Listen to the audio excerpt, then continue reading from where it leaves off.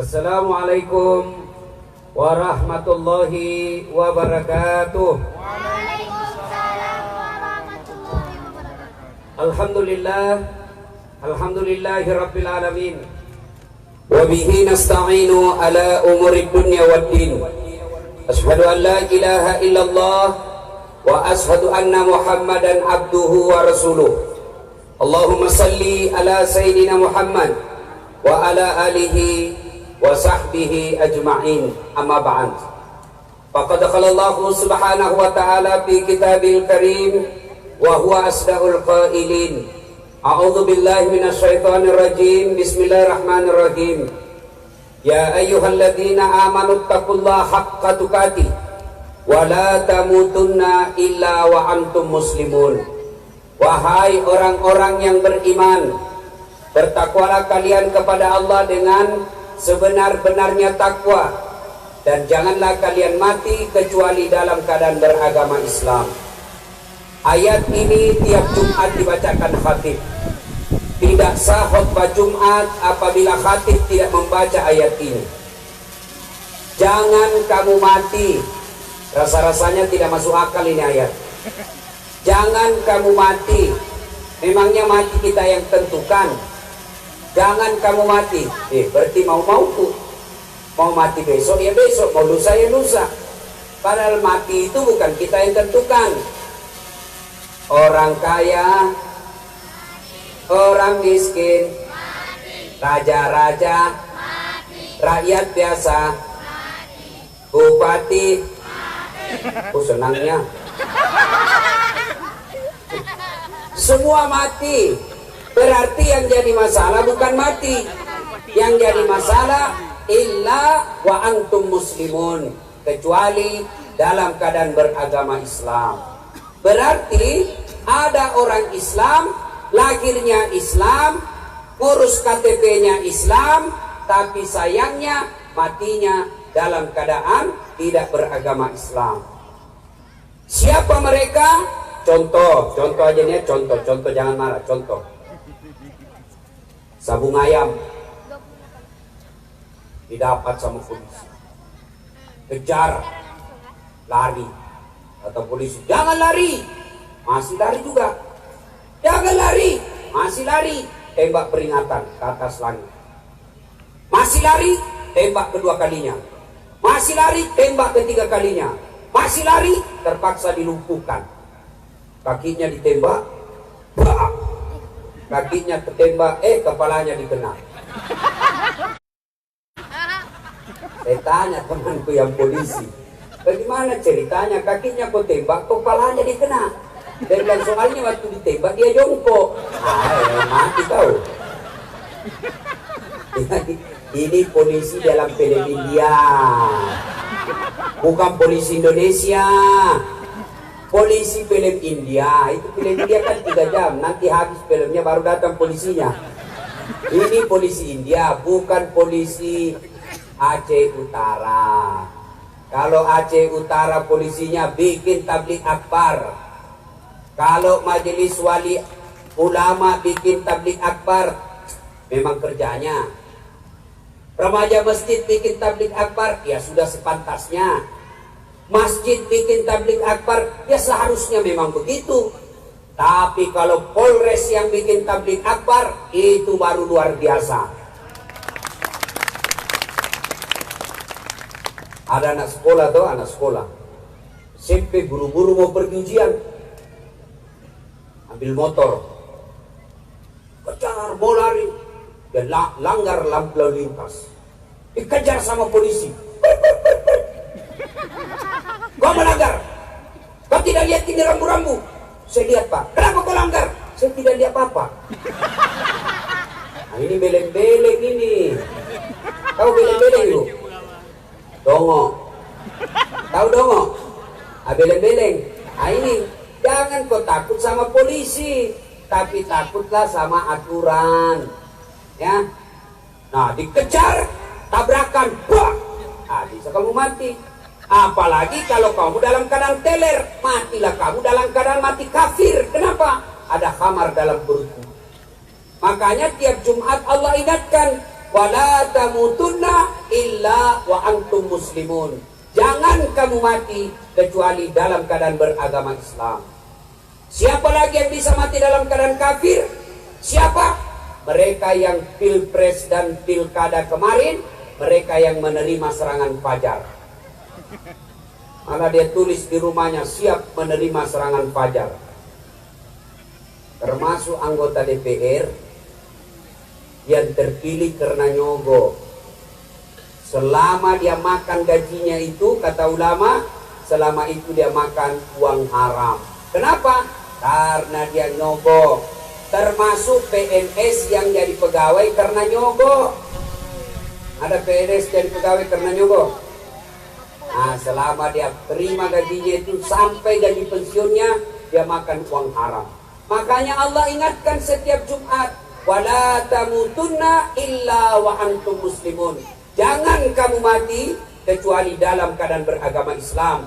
Dan yang bisa menyebabkan kita mati dalam keadaan kafir, salah satu di antaranya selalu dan suka memakan makanan haram. Waqalaidan, Allah kemudian berfirman, Bismillahirrahmanirrahim, ya ayyuhalladzina amanu dukhulu fis-silmi kaffatan wa la tattabi'u khutuwatis syaitan innahu lakum adu mubin. Wahai orang-orang yang beriman, masuklah engkau ke dalam Islam secara sempurna dan janganlah engkau ikuti langkah-langkah setan, karena sesungguhnya setan itu musuh yang nyata bagi kalian. Musuh kalian bukan ulama, musuh kalian bukan polisi, musuh kalian bukan mahasiswa, musuh kalian bukan tentara, musuh kalian adalah setan, yang sesungguhnya setan itu musuh yang nyata bagi kalian. Kira-kira ada tidak setan di tengah-tengah kita? Ibu-ibu, ada tidak setan di tengah-tengah kita? Ada. Setannya bukan pocong, bukan uka-uka. Tapi apa setan yang ada di tengah-tengah kita? Bentuknya handphone. Apa ibu? Handphone. Orang sudah ceramah masih sibuk menggesek. Setan itu HP-mu. Ada lagi pura-pura. Setan itu umurnya sudah mau 60, siaran langsung juga. Sudah tua pakai siaran langsung. Simpan dulu HP-mu, simpan dulu. Selama ibu pegang HP pasti tidak serius dengar ceramah. Ibu-ibu yang pegang HP, saya doakan suaminya kawin lagi. Simpan dulu HP-nya, simpan dulu. Ayo, simpan dulu ya. Saya di Makassar, ibu lagi ceramah. Ada ibu-ibu ngefans betul sama saya. Tapi umurnya sudah 55 tahun. Saya lagi ceramah, dia belakangi saya, di depan saya. Dia membelakang. Dalam hati saya, kok barusan ada orang saya ceramah, dia belakangi saya.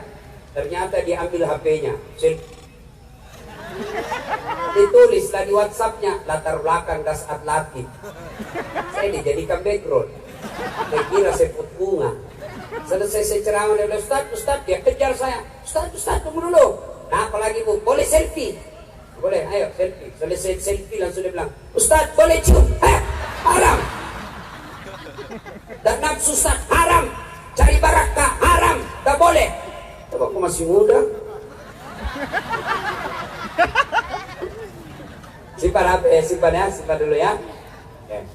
Waqalaidan, Allah kemudian berfirman, Bismillahirrahmanirrahim, Innallaha wa malaikatahu yusalluna ala nabi.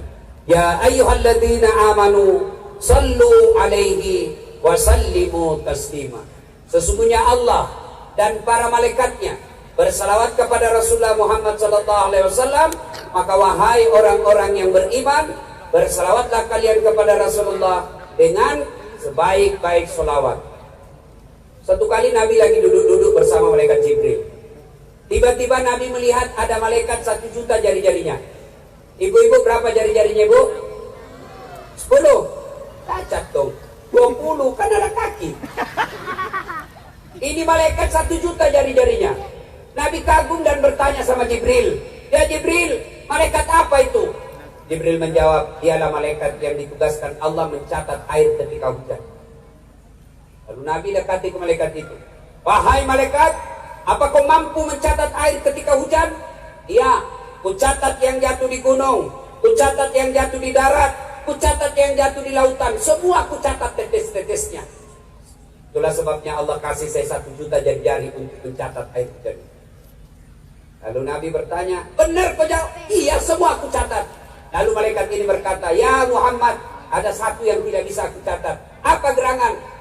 Saya tidak bisa catat karena banyaknya, kalah banyak dengan air hujan. Apa gerangan? Ketika umatku berkumpul di satu tempat, lapangan seperti ini, mereka berkumpul bareng-bareng, lalu mereka bersalawat kepadamu, memuji dan mendoakanmu, maka saya tidak bisa mencatat betapa banyaknya pahala di tempat itu. Makanya kalau kumpul seperti ini Pak, saya selalu ngajak selawat. Kenapa? Karena begitu banyak keutamaan pahala yang kita dapat. Tidak bisa memperbanyak amal dengan tahajud, tidak bisa memperbanyak amal dengan zikir, tidak bisa memperbanyak amal Senin Kamis, tidak bisa memperbanyak amal dengan tadarus. Maka perbanyaklah amal ketika kumpul seperti ini, selawat bareng-bareng karena pahalanya sangat besar. Mari kita selawat bareng-bareng. Siap? Siap? Saya mau dengar mana lebih kencang suaranya ibu-ibu dengan bapak-bapak. Kita tanding Ibu ya. Siap ya? Nah, bapak-bapak diam. Kita dengar dulu ibu-ibu. Ayo Bu, selawat bareng-bareng. Ini juga Ibu. Ayo bareng-bareng ya. Yuk. Salatullah salam ala toha salatu. Dan di belakang. Masya Allah. Terima kasih Bu. Ini Pak bukan keras. Inilah yang disebut syahdu. Suara gini yang kasih nafsu laki-laki. Makanya ibu-ibu kalau kau ditelepon atasanmu jangan bikin syahdu suaramu. Assalamualaikum. Waalaikumsalam. Bagaimana temanmu tidak nafsu? Lagi di mana Dek? Di rumah aja komandan. Lagi ngapain? Baring-baring. Bagaimana suaminya orang tidak nafsu sama kamu? Coba kalau ditelepon yang tegas. Assalamualaikum. Waalaikumsalam. Lagi di mana? Di rumah. Kenapa pada tanya? 2 hari tidak diteleponnya lagi kau. Ini Waalaikumsalam. Ibu diam. Kita dengar bapak-bapak ya. Ayo Pak, jangan mempermalukan jenis kelamin. Ayo, bareng-bareng, yuk. Salatullah salamullah ala toha rasulillah.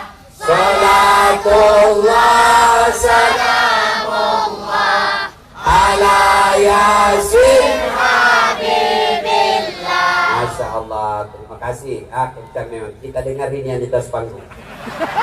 Sampai gaya-gaya aja dah suaranya. Ayo Pak, jangan mempermalukan. Yuk. Sholat. I love it. Ini mau poligami, keren. Ayo kita bareng-bareng semua. Yang atas panggung, yang bawah. Ayo sama-semua. Salatullah salamullah ala toha rasulillah.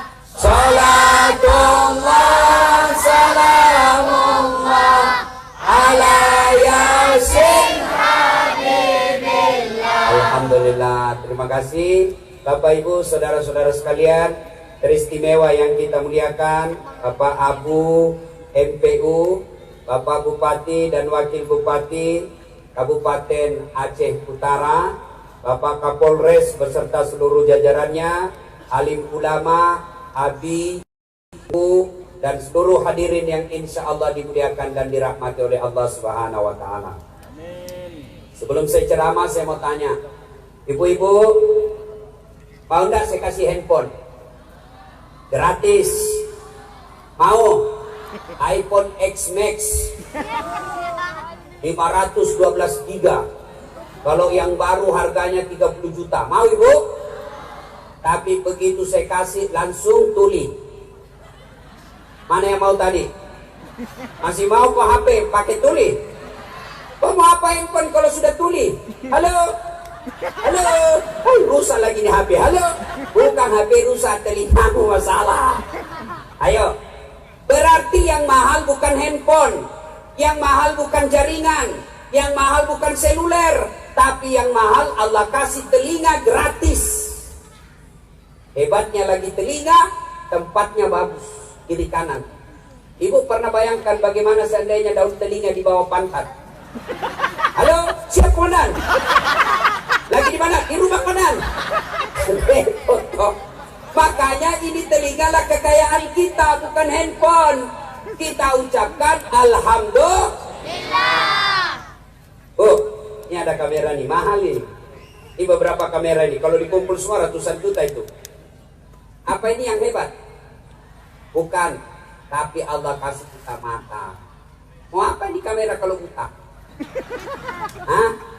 Iya. Hebatnya lagi di mata, begitu buka autofokus. Tidak perlu siapa itu. Hebatnya ini mata, dia bisa bedakan mana istri, mana tetangga. Bayangkan kalau tidak bisa dibedakan mana istri, mana tetangga, tertukar istri. Kenapa ini malam minggu lain-lain rasanya? Oh ternyata Satpol PP.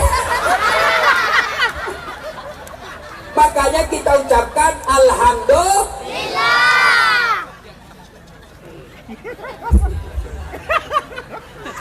Bu, tadi makan sebelum di sini?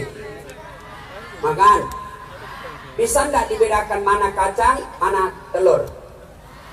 Tutup mata, bisa dibedakan. Bisa enggak dibedakan mana teh, mana kopi? Bisa, karena Allah kasih kita lidah. Ya. Dan hebatnya lagi Bapak makan, itu dihabisi oleh gigi. Bisa enggak Bapak bayangkan bagaimana seandainya tidak ada gigi? Alhamdulillah gigi kita tidak seragam. Macam-macam. Ada gigi paling depan namanya gigi seri, tugasnya memotong. Yang kedua ada namanya gigi taring, tugasnya merobek. Makanya ketika Bapak makan daging begini, tidak ada makan daging. LBBP. Masuk lagi ke dalam, dihancurkan gigi geraham. Bapak tahu itu kekuatan gigi geraham. Menurut ahli gigi, satu kali ngunjak gigi geraham itu sama kekuatannya Bapak ngambil batu beratnya 48 kilo, itu batu jatuhkan. Begitu kekuatan gigi. Hebatnya lagi di gigi, tumbuh dan panjangnya dibatasi. Ibu pernah bayangkan bagaimana seandainya gigimu tumbuh seperti rambut? Gondrong semua mulutmu. Saya yakin Pak Kapolres kalau sudah gondrong giginya, tidak diterima dia Kapri. Coba. Ini makanya kita ucapkan alhamdulillah. Ada pecinta bola di sini. Bola. Siapa sekarang nilai paling mahal transfernya? Siapa? Ronaldo, Messi, Neymar, Muhammad Salah. Itu mahal semua. Tapi apa karena dia jago? Tidak, karena Allah kasih dia lutut, bisa bengkok lututnya. Biar hebat otaknya bagaimana Lionel Messi, tapi kalau lututnya tidak bisa bengkok, tidak ada yang mau pakai main bola.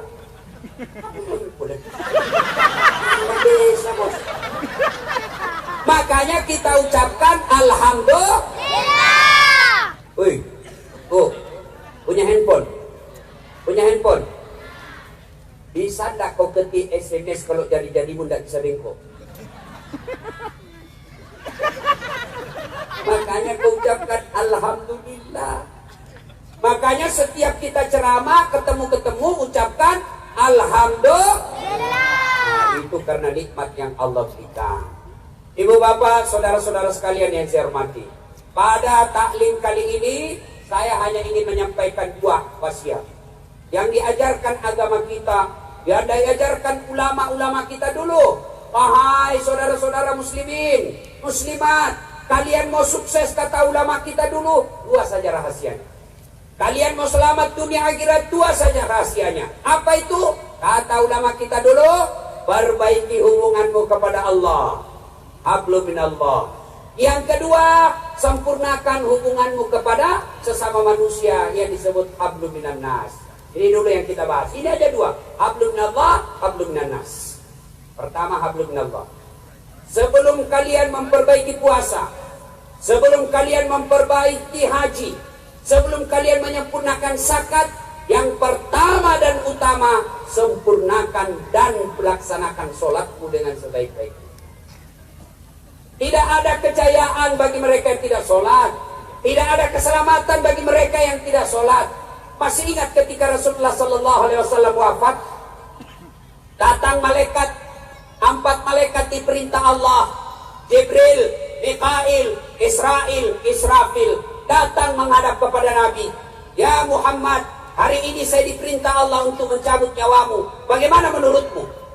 Kira-kira kalau Pak Bupati ditanya begini sama malaikat, apa jawaban Bapak? Bupati, saya diperintah Allah cabut nyawamu. Kalau kau mau, menurutmu bagaimana? Saya tahu jawabannya. Tunggu dulu, belum 2 periode. Apa? Tanya, wahai malaikat, Nabi Muhammad, saya diperintah cabut nyawamu. Bagaimana menurutmu? Saya siap, laksanakan saja. Tapi tolong kasih saya berita gembira. Kalau saya harus menghadap kepada Allah hari ini, apa yang engkau wasiatkan? Yang kasih saya berita gembira yang enak saya dengar. Jibril berkata, ya Muhammad, seluruh malaikat yang pernah Allah ciptakan sudah ngantri menunggu engkau. Wah, kata Nabi, alhamdulillah. Ya Muhammad, apalagi kalau ada dosa dan kesalahan yang pernah kau lakukan, Allah telah mengampuni dosa-dosamu. Alhamdulillah. Apalagi Jibril, ya Muhammad, meskipun engkau umat paling terakhir, meskipun engkau Nabi paling bontot, tapi karena Allah cinta kepadamu, engkau dulu masuk dalam surga. Haram Nabi yang lain masuk surga sebelum engkau sudah ada di dalamnya ya Muhammad. Nabi berkata, alhamdulillah, baik. Kalau begitu bagaimana umatku? Saya tidak cemaskan diriku. Bagaimana umatku di Aceh Utara? Bagaimana umatku di Loksmawe? Bagaimana umatku di Aceh?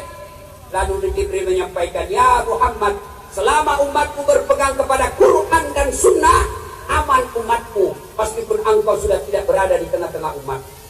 Nabi menyatakan, laksanakan tugas. Mundur malaikat Jibril, maju pencabut nyawa, dicabut rohnya Nabi, naik ke betisnya, naik ke perut, sampai ke dada. Nabi meninggalkan 3 wasiat. Ya, kata Nabi, perempuan, salatmu, yang pertama dipesankan Nabi, salatmu, jaga salat kalian. Nabi tidak mengatakan jaga kebun sawitmu, jaga jabatanmu, jaga rukomu, amankan harta-hartamu. Tidak, Nabi mewasiatkan kita, salatmu, jaga salat kalian. Bu Ibu, ada enggak di sini yang tidak ada masalahnya? Ada di sini tidak ada masalahnya? Malah muka-muka penuh masalah sedih. Saya kasih contoh ya. Istri cantik, bapak-bapak. Bapak pikir kalau istri cantik bukan masalah? Istri cantik digoda orang. Apalagi kalau suaminya jelek. Oh, lebih masalah lagi. Berarti bagus kalau jelek istri. Jelek istri dihina orang. Kita lagi yang malu jalan sama dia. Duluan aja Bu, di pengantin. Nanti kita ketemu di gedung. Udah sampai istrinya di gedung. Mana kau Pak? Nah jadi saya ke situ mencret. Istri cantik masalah digoda orang. Istri jelek dihina orang masalah. Berarti bagus kalau tidak ada istri. Lebih masalah lagi. Berarti bagus kalau banyak istri. Masalah lagi. Ada istri masalah, tidak ada istri masalah. Dulu anak kuliah apa masalahnya? Oh sarjana. Sudah sarjana selesai masalahnya? Tidak. Mau jadi pegawai. Sudah jadi pegawai selesai masalahnya? Muncul masalah baru. Mau jadi asisten.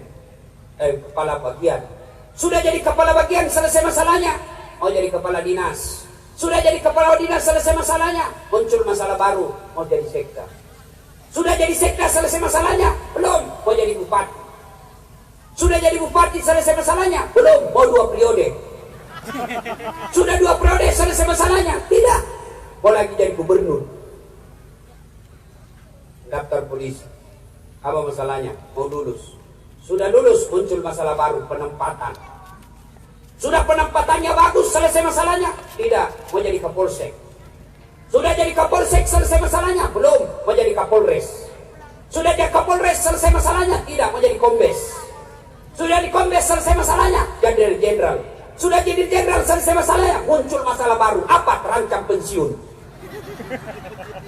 Tidak ada masalahnya. Ustaz, kok kira tidak ada masalahnya Ustaz? Banyak masalahnya. Apa masalahnya? Mau kawin lagi tapi takut sama istrinya. Tidak ada orang tidak ada masalahnya. Semua punya masalah. Sarjana ada masalahnya, pegawai ada masalahnya, tentara ada masalahnya, istri ada masalahnya. Semua orang punya masalah di sini. Jangankan kita, Nabi saja ada masalahnya. Alhamdulillah, Allah tidak menjelaskan, hai Kapolres, wahai Bupati, wahai Dasatlati, ada masalahmu, kau jadi dokter dulu. Tidak. Ada masalahmu, kau jadi jenderal dulu. Ada masalahmu, kau kaya dulu. Ada masalahmu, kau jadi sekda dulu. Tidak. Allah cuma minta dua. Ista'inu bis-sabri was-shalah. Sabar, perbaiki solatmu, saya yang selesaikan masalahmu. Itu janji Allah, bukan janji caleg. Kalau caleg sebelum dipilih bagi-bagi kartu nama. Pilih saya, ini kartu nama saya, sama-sama kita orang Aceh. Nih, 24 jam, ada masalah, telepon saya. Begitu sudah dipilih, dia ganti nomor HP-nya. Bukan yang di sini, yang di sini orang baik. Nah, Masya Allah. Ada masalah, Allah cuma minta perbaiki sholatmu. Kalau tidak beres sholatmu, bisa jadi kau dapat harta, bisa jadi kau dapat jabatan, bisa jadi kau dapat proyek, tapi demi Allah tidak ada kedamaian yang akan kau dapat. Ustaz, itu sholat Ustaz. Tapi kau pasti tanya masalahnya. Betul dia sholat, tapi tidak ikhlas. Hayya 'alas shalah, asar lagi. Harusan kita sholat duhur, kau tidak ikhlas. Saya sholat Ustaz, betul kau sholat, tapi main-main. Allahu Akbar.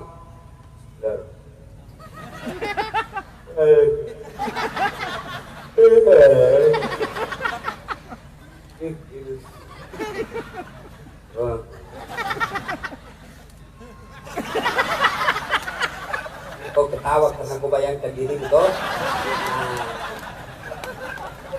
Sholat orang tidak semangat kayak itu pagi.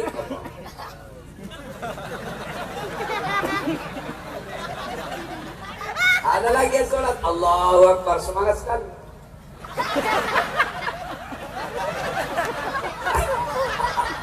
Siapa yang ngajar kau sholat begitu? Ayo, ada malah yang sholat Pak, dari takbir sampai salam bukan sholat, cari duit. Allahu Akbar. Allah Akbar. Tadi uang saya 100.000, 50.000 beli pulsa, 30.000 beli bensin. Mana yang 20? Allahu Akbar. Di mana saya simpan? Masih dicari. Allahu Akbar. Assalamualaikum. Oh, di bawah bantal. Dari takbir sampai salam kau cari duit, bukan sholat. Ada lagi yang sholat tak bisa konsentrasi, langsung cepat. Allahu Akbar, Allahu Akbar, Allahu Akbar. Kenapa? Begitu sholat Allahu Akbar, dia baru ingat kunci motor lengket di motornya. Hilang sudah motor. Allahu Akbar. Pantas kau sholat tidak bisa baik hidupmu. Kenapa? Kau sholat tidak sesuai yang diajarkan Nabi. Iya. Saya sholat Ustaz, betul kau sholat, tapi tidak konsentrasi. Ada ibu-ibu yang tanya, Ustaz, panas kan kalau siang, tidak ada AC, tidak ada kipas angin, kita baru pulang pasar, boleh tidak sholat zuhur tidak pakai BH? Boleh Bu, tapi tidak ada. Bagaimana itu ibu kalau tidak pakai BH ruku? Ketawa karena kamu yang kena. Ya, ada pula bapak-bapak yang tanya, Ustaz, bagaimana hukumnya sholat tidak pakai celana dalam? Cuma bayangkan kalau kau sujud. Ayo, makanya jangan heran 20 tahun kalian sholat kau hidupmu tetap susah. Kenapa? Karena sholatmu tidak beres. Tidak usah nanya lah kiri kanan. Kalau ada masalah dalam hidupmu, tidak usah cari kambing hitam. Saya ini kalau ada di Makassar, orang banyak datang curhat tuh. Kalau mereka datang tahu saya ada di rumah, macam-macam yang datang ke rumah curhat. Ada yang turun, dia dorong. Kau dulu ibu, dia bilang suaminya, kau yang dulu turun. Istrinya kata, kau aja dulu, saya malu ketemu Ustaz. Ternyata suaminya selingkuh, istrinya juga selingkuh. Dan orang setiap datang curhat sama saya kasih kuesioner. Nih jawab 10 pertanyaan daftar dosa. Dari 1 sampai 10. Ada yang lingkari 3, ada yang lingkari 1, ada yang kali 9, ada yang tidak ada, malah dia bilang, Ustaz, saya tidak bisa lingkari. Kenapa? Lebih banyak dosaku daripada yang ini 10. Lebih banyak lagi. Tapi semua mengingkari ketika mereka datang. Nomor 1 yang dilingkari adalah tidak sempurna dan menganggap enteng sholat. Rumah tanggamu tidak bahagia, tidak usah cari kambing hitam, pasti sholatmu tidak beres. Kenapa saya dagang rugi? Sholatmu tidak beres. Kenapa pekerjaan saya tidak pernah membahagiakan? Pekerjaanmu itu bukan masalah, tapi masalahmu ketika kau tidak sholat. Ibu-ibu, perhatikan sholatnya anak. Kalau dia beres sholatnya, insya Allah tidak mempermalukan. Tapi kalau tidak beres sholatnya, sampai dia tua jadi beban hidup. Maka adik-adik sekalian, mau sukses, sempurnakan sholat. Apa penyebab orang banyak tidak sholat? 1, perempuan paling banyak tidak sholat selesai haid. Gratis 5 hari, dia tambah 2 hari. Kata suaminya, kenapa kau belum sholat? Biasanya haid cuma 5 hari. Ini sudah 7 hari kau belum sholat. Apa kata istrinya? Belum bersih, masih ada sedikit-sedikit. Dia bilang suaminya, kau bohong. Apa bohong? Saya kasih lihat kau. Aku dikasih lihat. Ayo, kapan lagi perempuan banyak dah sholat? Pesta pengantin, mukanya di mikap kayak Tempo, coklat, biru, abu-abu, krem. Apalagi penyebab banyak perempuan dah sholat? Kalau pesta, jilbab sakaratil maut. Saya ini sudah keliling-keliling ceramah dari Sabang sampai Merauke, termasuk ke Malaysia, perempuannya gampang pakai jilbabnya. Ke Brunei Darussalam pakai segitiga, saya kasih peniti, selesai. Tapi begitu masuk kita di Indonesia, jilbabnya lah 3 lapis, ada kuning, biru, abu-abu, kasih miring lagi sedikit di sini, ada talinya diikat di lehernya 2 meter, dikasih kembang, ada kayak pohon di belakangnya. Jalanlah dia pakainya, roknya lagi sempit. Nah, dan sudah diikat lehernya, tidak bisa goyang, sudah lehernya. Dia bilang suaminya, buru-buru kau. Nah, itu dulu Pak. Beleng-beleng. Tahu beleng-beleng? Nah, itu kau lah kau.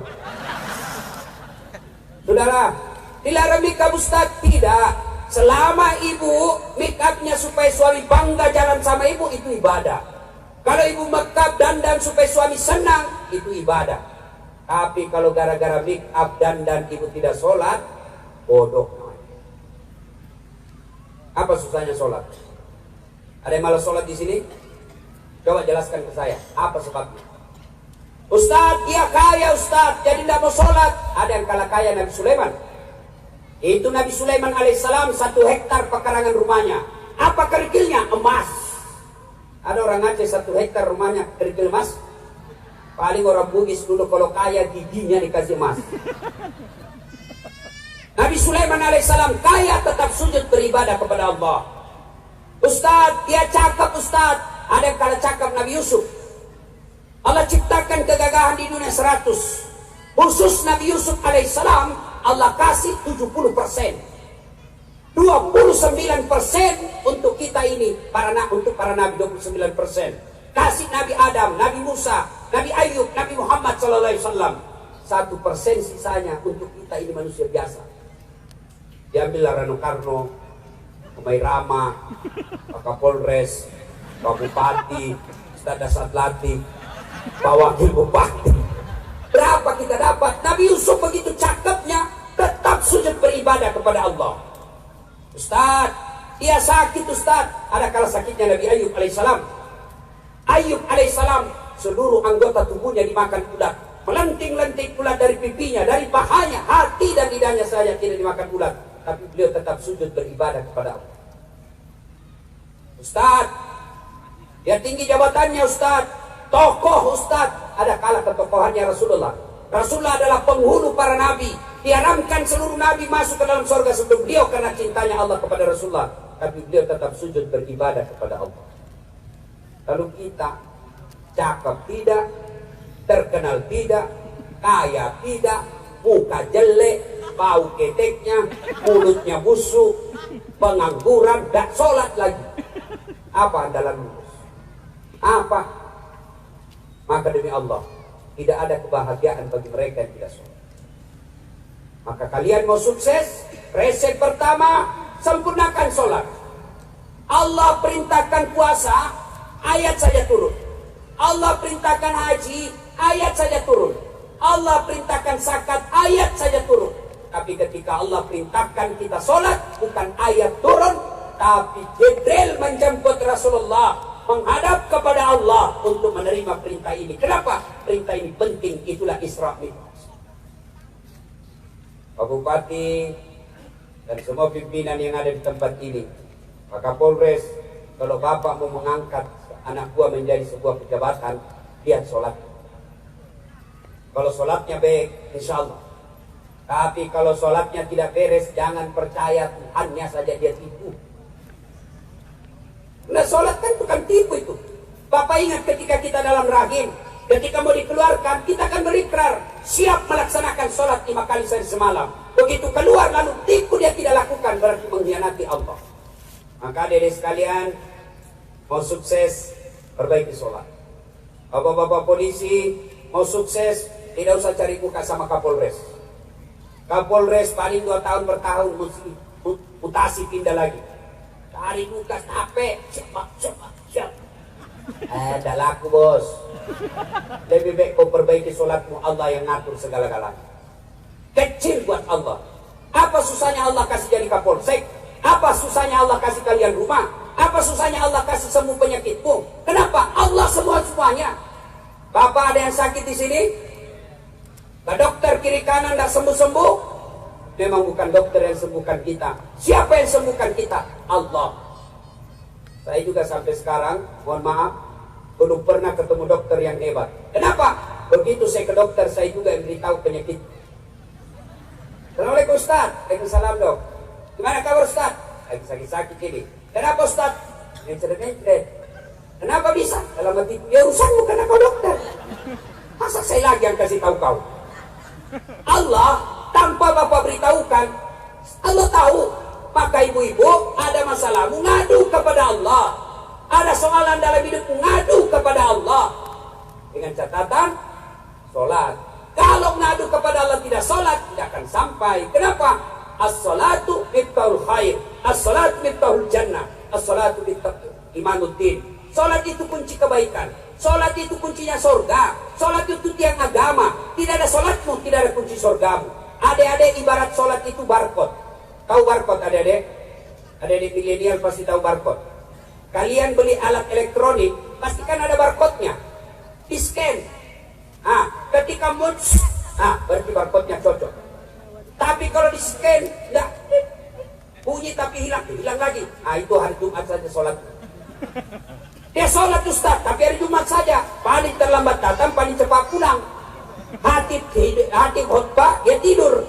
Begitu bangun, aliran apa ini masjid? Kok tidak ada khutbahnya? Bukan tidak ada khutbahnya, kau yang tidur. Coba, demi Allah, mau baik hidup sore ke sholat. Mau tahu hukuman bagi mereka yang tidak sholat? Mau? Coba buka Al-Quran. Dengar baik-baik yang mereka anggap enteng sholat. Al-Quran surah Al-Hajj ayat 47. Di situ Allah jelaskan, 1 kali kau tinggalkan sholat, Allah hukum kalian 1 hari di neraka. Berapa yang namanya 1 hari di neraka? 1000 tahun dunia. Jadi kalau tadi tidak sholat subuh, 1 hari di neraka. Berapa namanya 1 hari? 1000 tahun dunia. Yang kedua, buka Al-Quran surah Al-Fat 29. Muhammad Rasulullah walladzina ma'ahu asiddaul al-kuffar ruhama'u bainahum tarahum ruk'an sujada. Tanda umat Muhammad itu, kalau mereka mengaku Islam, kamu lihat mereka ruku dan sujud, sholat 5 waktu. Apalagi? Saya sakit Ustaz, saya tidak sholat. Sakit sariawan. Nah, kau sakit sholat sariawan lah.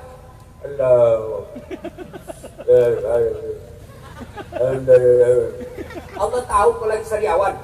Saya nelayan Ustaz, ya kau sholat di atas perahumu. Perahu saya kecil Ustaz, ya sholat kau di atas perahu. Saya lihat kiblat Ustaz, Lihat di mana tenggelam matahari, kau arahkan ke sana.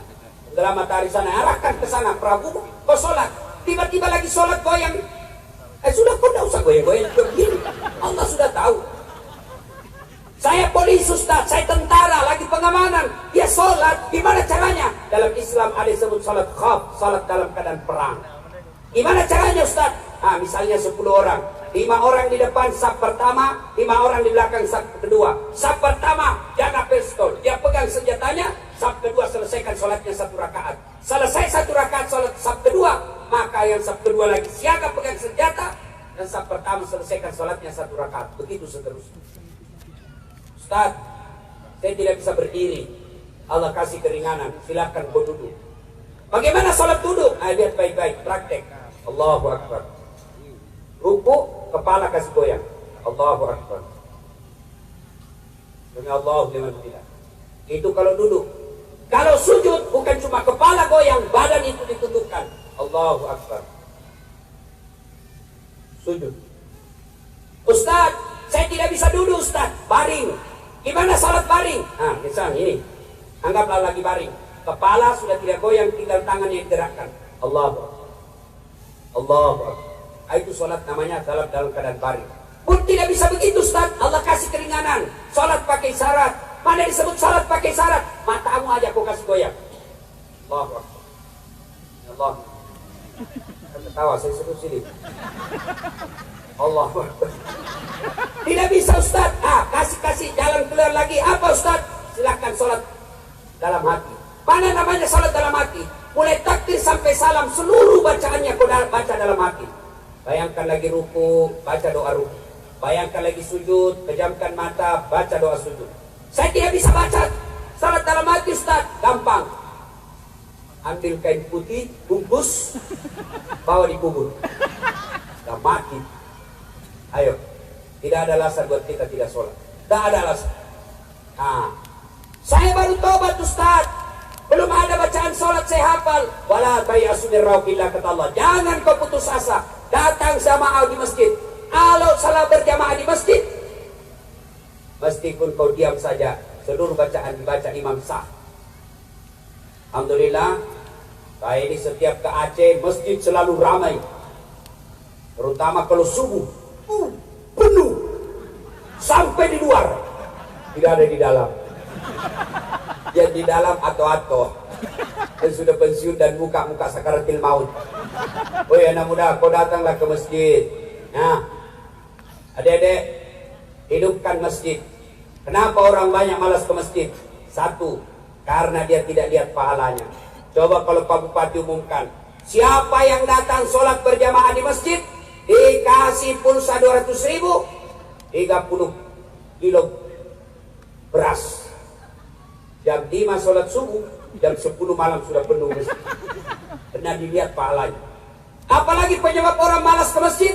Yang 1 tadi dia tidak lihat pahalanya, yang kedua dia tidak tahu pahalanya. Datanglah berjamaah ke masjid. Apa pahala berjamaah ke masjid? 1, kata Nabi, kalau kau wudhu dulu, lalu kau datang ke masjid, kata Nabi, melangkah kaki kanan 1 pahala, melangkah kaki kiri hapus dosa-dosa kecil.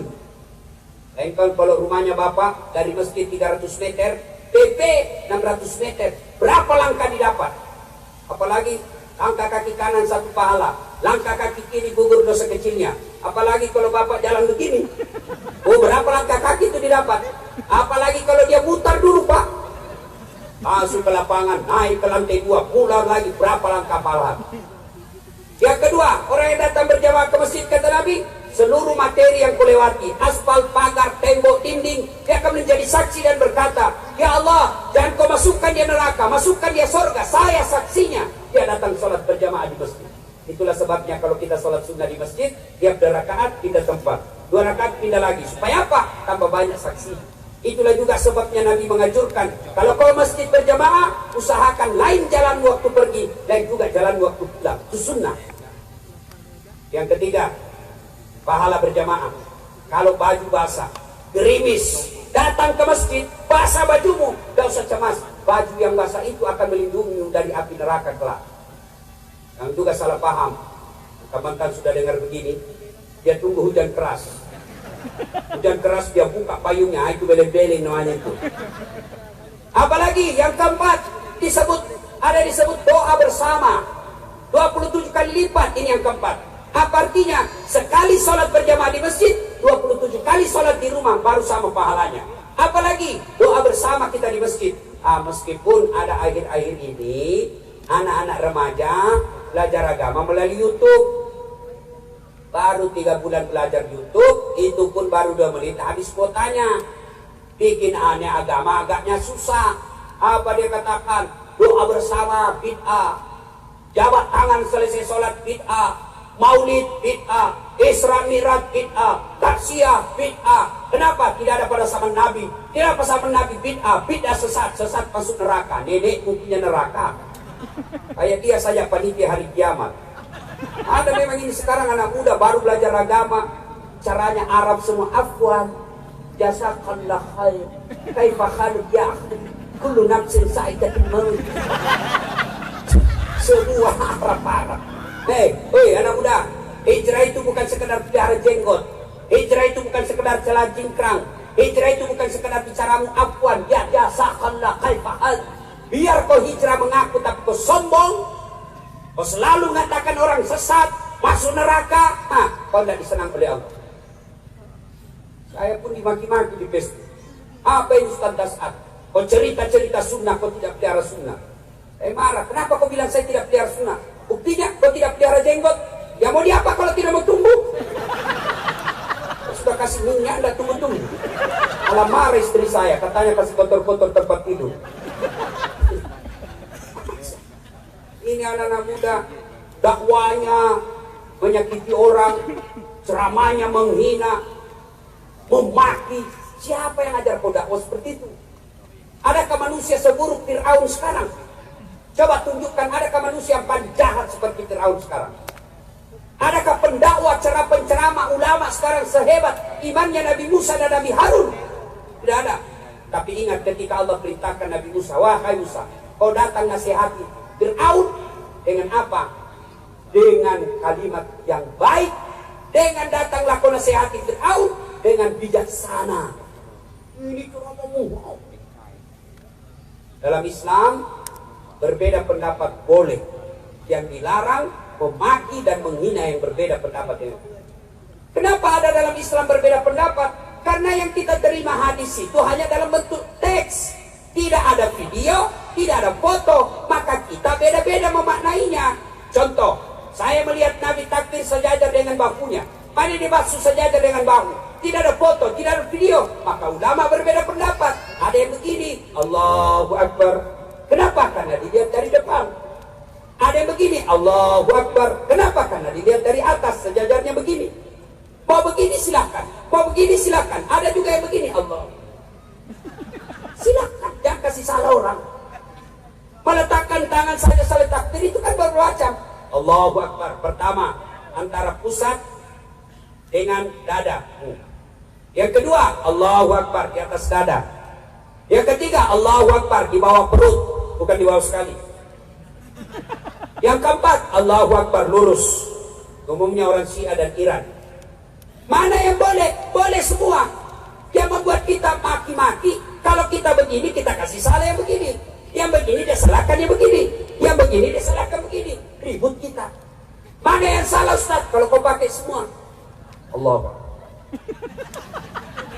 Salah itu bos. Nah, jelas ya? Berjamaah. Yang ketiga, kenapa orang malas datang berjamaah ke masjid? Karena manajemen masjid tidak bagus. Tolong kalau ada pengurus masjid di sini, jangan simpan saldo itu uang. Sedekahnya orang tiap maghrib, sedekahnya orang tiap Jumat, jangan kau simpan di bank. Ketika kau simpan di bank, apalagi bank konvensional, maka uangnya orang mengendap, tidak jalan amal jariahnya. Jadikan dia keran air, jadikan dia tegel, jadikan dia sound system, jadikan dia horden, jadikan dia jam, jadikan dia AC supaya jalan itu amalnya orang. Saldo kas 70 juta. Kita masuk toilet tidak ada ini. Masih bagus kalau kencing Pak, masih bisa diselesaikan. Tapi kalau itu yang kuning, mana kita mau keluar begini bos? Tidak ada air. Apalagi penyebab orang malas ke masjid, manajemen masjid tidak bagus. Mana yang sebut masjid tidak bagus? Ada masjid saya Pak, kecil, imamnya penghafal Quran, muadzinnya saya bikin lomba azan, yang menang saya kasih hadiah, kemudian saya jadikan tukang azan, saya gaji layaknya pegawai tiap bulan. Kemudian penceramahnya, belum ceramah saya sudah kirim honornya. Kalau dia khotbah Jumat di Jepang, Jumat ini saya sudah kirim honornya. Kasih naskahnya, kasih judulnya, kasih referensinya. Mic-nya bagus. Coba karpetnya tiap tahun kita ganti. Ini apa? Ramai orang datang ke masjid, merasa nyaman di masjid ini. Ini tidak bagaimana orang mau ke masjid yang azan orang tua sudah pensiun, sesak nafas.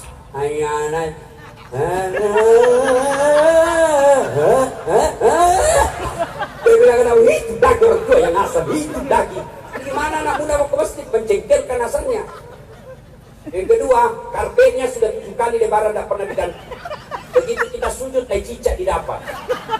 Sound sistemnya begitu takbir imam langsung story. Allah. Mau diperbaiki, kita sudah takbir. Masa ditahan sampai selesai sholat? Apalagi yang membuat orang malas ke masjid, penceramahnya dari salam pertama sampai terakhir neraka terus dia cerita. Kau dibanting, dilipat, dipotong lehermu, ditusuk pantatmu, keluar di udah jauh ke masjid, kita takut itu. Mana orang mau ke masjid Pak? Padahal Al-Quran mengajarkan janji surga ancam neraka, janjinya 2 kali, ancamnya sekali. Dapat lagi imam, la haula wala quwwata. Mohon maaf Pak Imam, kadangkala ada imam yang membalik sunnah Nabi. Nabi katakan, kalau kau jadi imam ringkaskan bacaan. Sekalinya jadi imam baru mau takbir sudah lama memang. Apa itu kau tinggal angkat selesai? Kata Nabi, kalau kau jadi imam ringkaskan bacaanmu. Itulah sebabnya sebelum angkat takbir kita sunnah salat jami' rahimakumullah. Balik kalian ke belakang. Kenapa? Lihat pasukanmu. Barangkali banyak orang tua kau siksa rematik. Jatuh kepalanya belum selesai, naik lagi, belum selesai, jatuh lagi, kasihan kepalanya, ulang lagi, naik lagi. Ada anak muda pulang sholat subuh, enak sholat subuh Ustaz, apa enak, aliran sesat itu Ustaz. Kenapa aliran sesat? Dia sholat subuh 3 rakaat. Saya bilang bukan aliran sesat, kau yang dongo, itu namanya sujud tilawah. Makanya imam sebelum kau lakukan jelaskan dulu sama jamaahmu. Saudara-saudara sekalian, ini malam Jumat kita sujud tilawah. Pulang sholat dia bilang, ampun saya Ustaz, tak mau lagi saya ke sana. Kenapa deh? Itu imam masa surah Yasin dibagi 2. Udah. Makanya Nabi katakan ringkas. Itu ajaran Nabi. Banyak saya lihat imam, dia senang yang baca yang susah-susah dan panjang. Tak tahu kan sunnah dari mana. Kata Nabi, kalau kau jadi imam ringkaskan bacaanmu. Di belakang ada ibu-ibu yang mau kentut. Di belakang ada polisi pakai sepatu baru, dia lupa parkir. Dia sudah sepatu. Ayo, maka Nabi katakan ringkaskan. Ada juga itu pernah Nabi, karena ada anak-anak yang lagi sholat, ada orang tua bawa anaknya, nangis anaknya di belakang. Nabi dengar, diringkaskan cepat sholatnya. Kenapa? Karena memperhatikan anak yang lagi nangis. Ini sekalinya anaknya orang nangis, tambah dia kasih panjang, rasa kau siapa suruh bawa anak-anak itu. Yang kedua kata Nabi, kalau kau jadi imam, bacalah yang umumnya orang hafal. Kenapa disunahkan umumnya orang hafal? 1, supaya orang khusyuk bisa ikut. Coba kalau imam membaca Al-Fatihah, semua jamaah ikut. Kenapa? Karena kita hafal. Begitu surah pendek beliau membaca, imam yang baca Wadduha, kita bisa ikut. Kenapa? Kita hafal. Tapi begitu imam membaca surah Al-Anfal ayat 7 sampai 89, dia khusyuk dengan bacaannya, kita khusyuk dengan hayalan. Kita mau ikut, tidak dihafal, mau suruhku, belum selesai, terpaksa kita baca semua di dinding masjid. Keadaan keuangan masjid Bersmawi. Aduh. Belum selesai, sudah selesai kita baca satu papan, belum selesai, kita baca lagi kalender Persatuan Guru Republik Indonesia cabang Aceh Utara. Nah, belum selesai, bajunya lagi orang dibaca, caleg DPR RI nomor 7. Ada juga memang imam yang begini. Dia rasa hebat kalau dia baca yang susah-susah. Yang kedua kata Nabi, dianjurkan membaca umumnya orang hafal. Kenapa? Supaya kalau kau salah ada yang bisa bantu. Coba kalau imam salah, dia baca Wadduha, ada yang bisa selesai. Tapi begitu imam membaca Al-Anfal, salah, hadapi dirimu sendiri. Ada cerita Pak, cerita. Walau benar atau tidak. Anak pondok pergi hafal Quran, pulang di Tesla dia di kampung. Kau jadi imam nak? Dia sombonglah, dia baca yang panjang-panjang. Begitu lagi dia baca, tiba-tiba ada jatuh dekat kepalanya. Kena ini telinganya, stres hilang hafalan. Dan dia tahu apa sambungannya ya. Dia ingat, dia lupa betul, suasana mesti tening. Tak ada yang bisa. Tiba-tiba Pak Imam bilang, tolong bantu di belakang. Apabila yang di belakang, saya juga tidak tahu. Tiba-tiba ada anak muda berteriak, bilang, kalau begitu ya sudah lawan. Siapa yang salah? Siapa yang salah? Siapa yang salah? Imam. Ini kejadian waktu saya alami, ini kisah nyata. Waktu saya SMP di kampung. Lagi sujud, lama sekali imam sujud. Tidak seperti biasanya. Lama betul, tunggu tidak naik. Tiba-tiba ada kawan saya, dia angkat kepalanya. Langsung dia teriak, hilang imam. Ternyata imam tinggalkan saf, dia keluar pintu depan. Kacau masjid Pak. Selesai sholat kita tanya, Pak Imam, kenapa kau tinggalkan saf? Dia bilang, saya kentut. Lain kali kau kasih lain dulu kepala kita supaya kau dilihat. Dia bilang, justru saya sengaja karena saya malu kau lihat saya. Siapa yang salah? Siapa yang salah? Imam. Maka hati-hati milih imam. Ya. Kita juga jamaah ada etikanya. Jadi jamaah juga ada aturannya, ada tata keramanya. Satu, kalau kau jadi ke masjid berjamaah kata Nabi, pakai itu sikat gigi. Itu sunnah. Apalagi kalau subuh. Kau dah sikat gigi buru-buru lagi. Assalamualaikum. Orang balik kau menguap. Sampai mati diingat itu mulut musuh. Yang kedua, kalau kau jadi makmum, jangan kau paksakan mazhabmu. Jangan kau paksakan pendapatmu. Terutama itu yang kaki. Jari-jari. Kalau kau mau kasih dempet jari-jarimu sama orang di sampingmu, kasih tahu dulu. Pak, boleh kasih rapat jari-jari kaki saya? Kalau dia bilang boleh, silakan. Kalau tidak, jangan. Karena terganggu orang. Sekarang ada. Kita kasih pindah lagi. Karena saya kalau disentuh kakiku saya pikir. Saya kasih pindah pula. Kasih naik lagi, sekali pindah kasih begini. Saya tanya, kenapa kau ganggu kaki? Supaya sap rapat Ustaz. Kalau kau mau rapat sap, bukan jari-jari yang kau kasih rapat, tapi jari-jari kaki boleh rapat, tapi sapnya renggang. Kau begini, renggang. Tapi ini pasti rapat. Kemudian dia belakang imam itu tidak boleh orang sembarang. Itu orang yang harus bagus bacaannya. Kenapa? Karena kalau salah imam, dia yang maju bertanggung jawab. Ya, ayo berjamaah. Apalagi kalau polisi lalu lintas berjamaah, Masya Allah. Coba kalau bapak polisi pakai baju seragam ke masjid, orang semua hormat. Kalau ustadz ke masjid berjamaah, biasa, memang harusnya. Tapi kalau polisi lalu lintas, ngatur lalu, selesai, hanya alasan, masuk dulu masjid. Hebat. Saya tahu polisi di sini Pak, Aceh Utara rajin semua sholat berjamaah polisinya. Kenapa kau ketawa? Menghina kau ya? Saya dengar Pak Kapolres ini kalau subuh rajin berjamaah. Kenapa? Ya.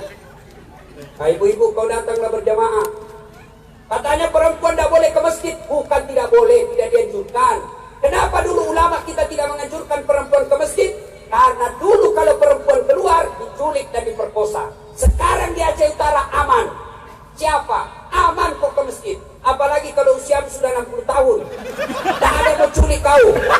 Repot aja. Salatullah salamullah ala toha Salatullah ala yasin. Alhamdulillah. Ini pertama, mau sukses, sempurnakan sholat. Yang kedua, muliakan orang tua. Adik-adik, kamu mau bagus hidupmu, tidak penting itu keluar negeri kuliah, tidak penting itu kursus kiri kanan, kursus bahasa Inggris, bahasa Jerman tidak laku sekarang. Kenapa? Ada namanya Google Translate. Itu handphonemu kau ambil, kau download itu aplikasi Google Translate, kau mau bahasa apa saja bisa. Saya pergi ke luar negeri, tidak perlu saya bahasa Inggris. Saya pergi ke Italia, saya tidak tahu bahasa Italia. Tapi ada Google Translate, saya bicara bahasa Indonesia di HP saya. Tolong tunjukkan Alton, kota tua di negerinya. Keluar bahasa Inggrisnya, bahasa Italinya, saya kasih lihat orang Italia. Oh, nah, sana. Selesai. Tidak perlu. Apa kau bahasa Inggris? Nah, memangnya kalau kau mati bapakmu kau pakai bahasa Inggris berdoa? Oh my God, please help me, man. Setelah, nah, muliakan orang tuamu. Nabi lagi tawaf, tahu tawaf, keliling Ka'bah. Di depan Nabi anak muda, melepuh pundaknya, terkupas pundaknya, kayak sudah disiram air panas. Nabi ikuti anak muda itu. Selesai tawaf dipanggil anak muda. Anak muda taal. Ini dulu. Kenapa pundakmu nak? Hah, ya Rasulullah, saya orang Madinah. Ibu saya baru saja meninggal. Sebelum meninggal beliau sakit dan beliau mau sekali menunaikan ibadah haji. Tidak ada budak saya, tidak ada unta saya. Maka ibu saya sakit, tidak bisa jalan kaki. Maka aku pikul pundak saya dari Madinah ke Mekah, kurang lebih 500 km. Sepanjang jalan ya Rasul, pikul ibu saya, tidak pernah saya lepas. Nanti saya lepas ketika saya makan dan sholat buat yang besar. Selebihnya sepanjang jalan, melewati padang pasir, melewati panasnya terik matahari. Nih, makanya pundak saya pikul. Selesai itu anak muda bertanya, ya Rasulullah, kira-kira kebaikan saya ini sudah membalas kebaikan ibuku kepadaku? Sudah imbang tak kira-kira? Kata Nabi, alhamdulillah anak muda, kau sudah termasuk anak yang soleh, tapi demi Allah kau belum bisa membalas kebaikan ibu. Pernah kedengar kisahnya Quraisy, pemuda yang taat beribadah, baik sekali agamanya, lagi sholat dipanggil ibunya, Quraisy tal, Quraisy sini kau, lagi sholat sunnah dipanggil ibunya. Quraisy tidak menjawab, akhirnya ibunya marah, ya Allah, jangan mati Quraisy ketemu orang jahat. Akhirnya ringkas kisah, Quraisy difitnah memperkosa perempuan, akhirnya dilempari, diusir dari kampungnya.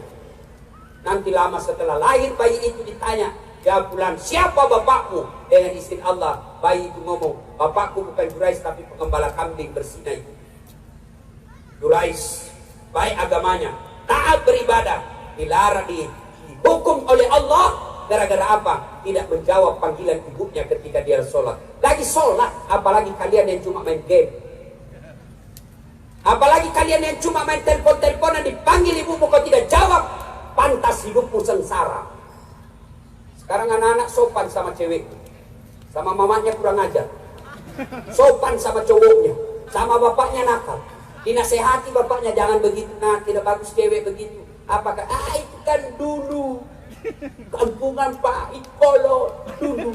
Sekalinya cowoknya, gimana dek, terserah abang aja deh, dongo. Sama bapaknya cium tangan enggak, jabat tangan sama bapaknya enggak dicium. Ibu-ibu kalau kau jabat tangan anakmu cium tangan enggak? Enggak, cium tangan itu begini. Karena anak-anak cium tangan gini. Sekalinya tangannya cowoknya tabik. Beda-beda. Yang ketawa sebut sini. Kau coba, siapa foto di wallpaper HP-mu? Bapakku. Pasti cowok cewek. Cewek. Siapa di wallpapermu HP? Cowokmu. Ada mahasiswa saya lagi mengawas ujian. HP-nya cakep betul. Wallpapernya. Saya lihat ceweknya hancur mukanya. Cakep betul cowokmu. Dia bukan cowok besar. Siapa ini? Lee Min Ho.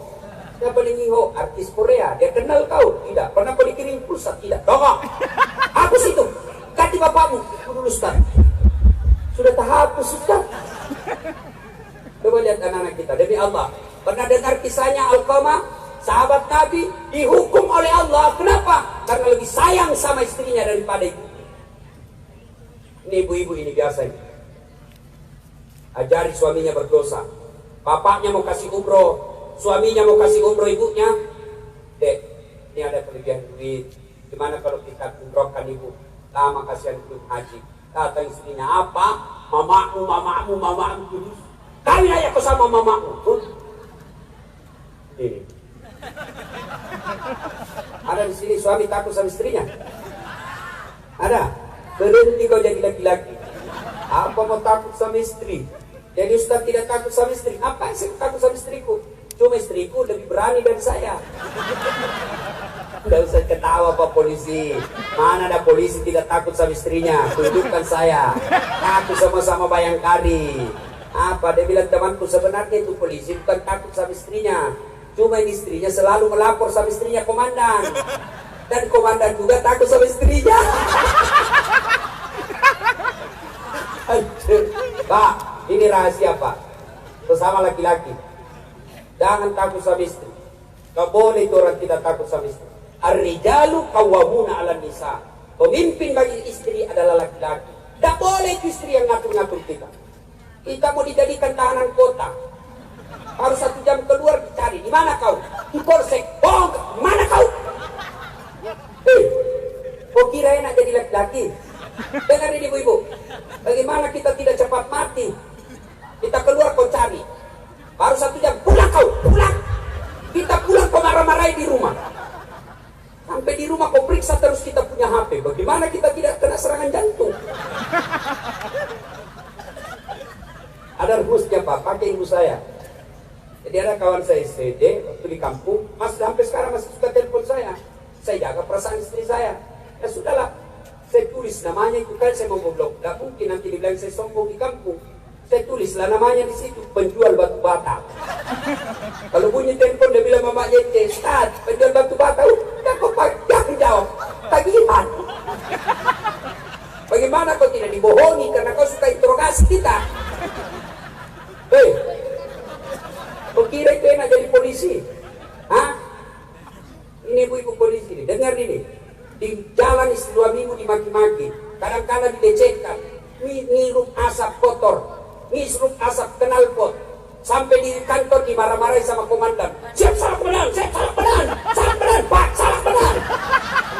Sampai di rumah dimaki laki-laki sama istrinya. Bodoh kau, kenapa kau tidak lawan? Apa mau lawan nanti dia Kapolres? Tak ketawa, saya serius ini. Mestinya kalau kau istri yang baik, datang suamimu, kasih semangat. Sabar bang, memang begitulah jadi anak buah. Abdi negara memang begitu bang, resikonya. Abang sabar aja. Lalu kau peluk itu suamimu sambil kau menyanyi. Bila kamu di sisiku, hati rasa syahdu. Wah, tenang perasaannya suamimu. Masuk kamar marah-marah, kau peluk lagi. Insaflah wahai manusia. Enak itu jadi istri. Kita tidak pulang capek di kantor, pulang sampai di rumah istri marah, kelihatan BH-nya daster tinggi sebelah, muka penuh bedak, bau asap, kelihatan keteknya, kelihatan tali BH. Dia bilang suaminya, kasih baik-baik, kelihatan semua tali BH-mu. Lihat semua orang lain, dia bilang, jangan lihat pahanya, yang penting rasanya bu. Marah-marah aja kerjanya. Bagaimana suamimu tidak depresi? Kita nonton film sinetron, cewek-cewek cantik, mulus. Balik kita lihat istri, la haula wala quwwata illa billah. Gendut, makan kacang kakinya pegang rebut, menguap pakai bagaimana kita tidak serangan jantung? Saya serius ini ya. Ibu-ibu dulu kan bagus lagunya yang begitu-begitu. Ada anaknya di Ayun lagu-lagu Islami. Ada Samanta Bulu Kala. Itu istri-istri dulu. Sekarang ibu-ibu lagunya apa? Yo, yo ayo, yo ayo, yo. 17 Agustus naik di panggung olahraga, campur-campur laki perempuan, bajunya ketat, rohnya ketat. Di depan lagi di kantor polisi, di depan kantor camat. Satu. Ibu-ibu di depan 2, bapak-bapak di belakang 3. Bagaimana anda hancur? Nilai itu. Ya, ibu. Nah itu anak durhaka. Kata mertuanya tidak pernah sopan, maka istri yang baik dia muliakan suaminya, dia hormati istrinya. Ya, adik-adik sekalian, resep birrul walidain. Ustaz, orang tua aku tidak sholat. Ustaz, orang tua aku nyembah berhala, syirik. Ustaz, orang tua aku tidak puasa. Ustaz, orang tua aku tukang judi. Apa saya harus melawannya? Jangan. Belajar dari Ibrahim alaihissalam. Bapaknya namanya Azar, penyembah berhala. Ketika Ibrahim mau ribut sama bapaknya, Allah katakan, ya Ibrahim, jangan, itu bapakmu. Dia nyembah berhala ya Allah. Dia bikin patung. Allah berfirman, bagaimanapun dia bapakmu, kau yang mengalah. Jangan kau ganggu orang tua. Jadi jelas Quran. Imma yablughanna indakal kibra ahaduhuma aw kilahuma fala taqul lahumā uff wa la tanharhumā wa qul lahumā qawlan karim. Apabila kedua orang tua dalam pemeliharaan, jangan kau berkata jangan menyakiti hatinya. Wala tanharhumā wa qul lahumā qawlan karima. Berkata-katalah dengannya qawlan karima, kata-kata yang. Pertanyaan buat kita, melihat mata orang tua saja kita takut. Kita tidak boleh makan sebelum datang orang tua lebih dulu. Saya masih ingat dulu waktu saya kecil, mau makan kita apa kata ibu kita ya, jangan kau dulu makan, belum datang bapakmu, dosa kau kalau sisa-sisa tanganmu kau kasih bapakmu. Begitu dimuliakan orang tua kita dulu. Makanya meskipun kita tidak terlalu cerdas, hidup kita bahagia, hidup kita terhormat karena kita muliakan orang tua. Ridallah fi ridal walidain, subtillah fi subtil walidain. Sekarang anak-anak cerdas-cerdas, tapi kenapa setiap rumah ada penganggurannya? Kenapa? Karena waktu dia kasih bodoh-bodoh orang tuanya. Alasan pembayaran SPP, alasan uang kuliah, alasan praktikum, dan belikan pulsa cowok. Pantas hidupku susah. Ya, nah, anak-anak kita kenapa susah? Kenapa anak-anak kita sekarang banyak kurang ajar? Satu, orang tua gagal mendidik anak. Kenapa negara kita banyak koruptor? Kenapa negara kita banyak maling? Kenapa negara kita susah maju? Karena orang tua gagal mendidik anaknya menjadi anak yang baik. Coba kalau orang tua semua mendidik anaknya jadi anak baik, lalu anaknya jadi pejabat yang baik. Kita ini sekarang gak bangga kalau anak kita pintar bahasa Arab, gak bangga kalau anak kita mondok, gak bangga kalau anak kita insinyur, bangga kalau anak kita dokter, tapi kita tidak malu ketika anak kita sudah besar tidak pernah datang berjamaah. Demi Allah ibu, ibu dengar saya ibu. Kalau ibu, kalau ibu meninggal siapa yang doakan ibu? Suami, ya kali lagi. Siapa yang doakan? Anak. Bapak meninggal, siapa yang doakan? Sepupu, saudara, anak buah? Enggak. Siapa yang doakan kita? Anak. Anak kita doakan kalau anak kita tinggalkan baik. Tapi kalau yang kita tinggalkan anak durhaka, maka dosa-dosa anak kita nikmati dan kita dapat akibatnya kita dalam. Bagaimana mendidik anak? Silakan kau baca buku pedoman pendidikan anak. Silakan kau baca riset luar negeri tentang pola mendidik anak. Tapi jangan sampai kau tinggalkan Quran. Sesatkan, menyesatkan kau didik anakmu tidak berpedoman Al-Quran. Bagaimana Al-Quran? Silakan baca surah Luqman. Ya bunayya, wahai anakku, la tusyrik billah. Jangan kau serikatkan Allah. Perintah pertama untuk anak, akidah. Yang kedua soal perut, jangan cemas. Orang tua sekarang cemas soal perut anaknya. Malu kalau anaknya tidak pakai mobil. Malu kalau anaknya tidak pakai baju baru. Tapi tidak malu kalau anaknya gadis tidak pakai jilbab. Bersyukur kita kepada Allah di kabupaten ini. Ada aturan yang akan dibuat oleh pemerintah kita. Anak-anak gadis tidak boleh keluar malam-malam. Sebenarnya yang banyak merusak anak kita adalah video call, handphone. Saya suruh meneliti anak mahasiswa saya dosen komunikasi. Saya suruh anak mahasiswa saya meneliti dampak pengaruh penggunaan handphone terhadap pergaulan bebas. Itu handphone kan video call. Ibu-ibu tahu video call? Nah, masuklah anak gadismu dalam kamarnya, dia tutup. Teleponan pakai video sama cowoknya. Dia bilang cowoknya, supaya tidak dengar mamaku kau pakai headset. Tidak usah kau ngomongnya, dengar saja. Ya. Enak, ya. Dia. Kasih telur lidah, Bu, Dek. Dia turun sedikit, ya. Buka baju sedikit. Nah, tiap malam dia begitu. Malam minggu ketemu diperkosa anak. Makanya, didik anak. Gimana didik anak? Itu caranya baca Quran surah Luqman. Tidak usah kau cemas soal perut. Ada ndak di sini? Lok sukun ini ada ndak meninggal anaknya gara-gara kelaparan? Tolong angkat tangannya kalau ada yang pernah meninggal kelaparan keluarganya. Tidak ada. Meninggal karena narkoba mungkin ada. Meninggal karena tawuran mungkin ada. Meninggal karena perkelahian mungkin ada, tapi meninggal karena kelaparan saya tidak yakin. Kenapa? Menunjukkan bahwa rezeki perutnya anak muda usah cemas, itu urusan Allah. Tahu cicak dedek? Tahu cicak? Ibu tahu cicak? Apa dia makan cicak? Nyamuk. Masuk akal enggak? Satu cicak di dinding, nyamuk terbang. Di mana ketemu? Satu di dinding, satu terbang. Tidak masuk akal. Tapi Allah mengajarkan kita keyakinan soal isi perut. Sehingga lagu-lagu dulu mengajarkan kita. Cicak-cicak di dinding, diam-diam merayap. Datang seekor nyamuk. Nyamuk yang datang. Tidak dikatakan cicak lompat ke nyamuk. Setengah mati kesan cicak.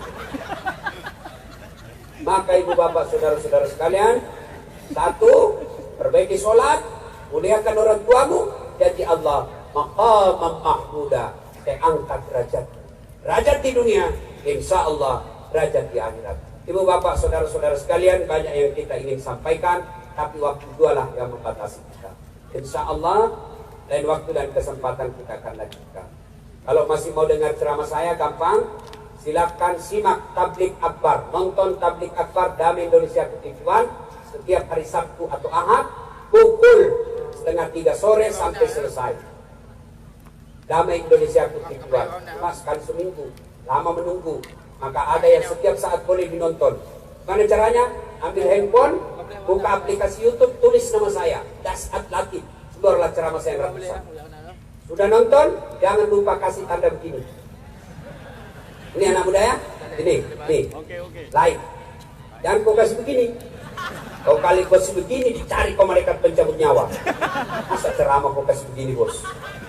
Nah, cuma cepat habis kota, 1 jam habis kota. Ada saya sediakan yang tidak menguras kota, namanya Chelsea. Ceramah singkat. Gimana caranya Ustaz? Follow saya di Instagram. Dasat Latif 1212. Dasat Latif 1212. Sudah follow, sudah putih, tidak mau terputar Ustaz. Aku yakin tidak ada kuotamu. Kau beli data dulu bos, baru bisa tutup lagi.